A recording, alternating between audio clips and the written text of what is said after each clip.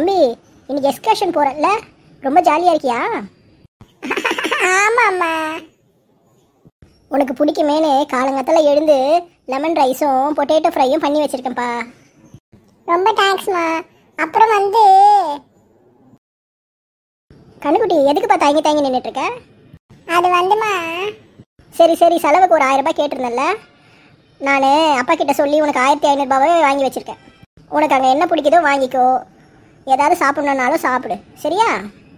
இந்தப்பா காசு. பரவாயில்லையே, அம்மா கிட்ட 1000 ரூபாய் தான் கேட்டோம், 1500 ரூபாய் கொடுத்துருக்காங்க. மம்மி, நீங்க ரொம்ப ஸ்வீட் மம்மி ஆயிட்டீங்க இப்பெல்லாம். சரி, நேரம் ஆச்சுல்ல, நேற்று ஸ்கூல்லேருந்து டிஃபன் பாக்ஸ் கொண்டு வந்தியே, உன் பையிலே வச்சுட்டேன்னு நினைக்கிறேன். போய் எடுத்துட்டு வாப்பா, சாப்பாடெல்லாம் ரெடி ஆயிடுச்சு, லஞ்ச் கட்டி கொடுத்துட்றேன். அம்மா, அது நான் டிஃபன் பாக்ஸை ஸ்கூல்ல தொலைச்சிட்டேம்மா. என்னது, டிஃபன் பாக்ஸை தொலைச்சிட்டியா?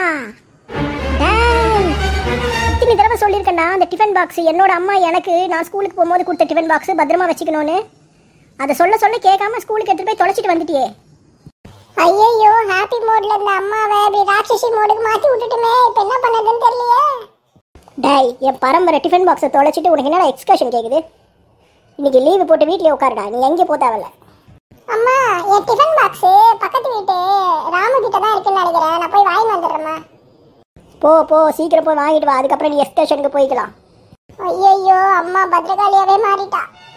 பணம் கேட்டா கூட கொடுத்துருவா போல இருக்கு. ஆனா அவளுக்குன்னு சேர்த்து வச்சிருக்க ப்ராப்பர்ட்டி எதையாவது நம்ம எடுத்துக்கணும்னா நம்மள ஒரு வழி பண்ணிடுவாயிரும். டேய், சீக்கிரமா போய் வாங்கிட்டு வாடா.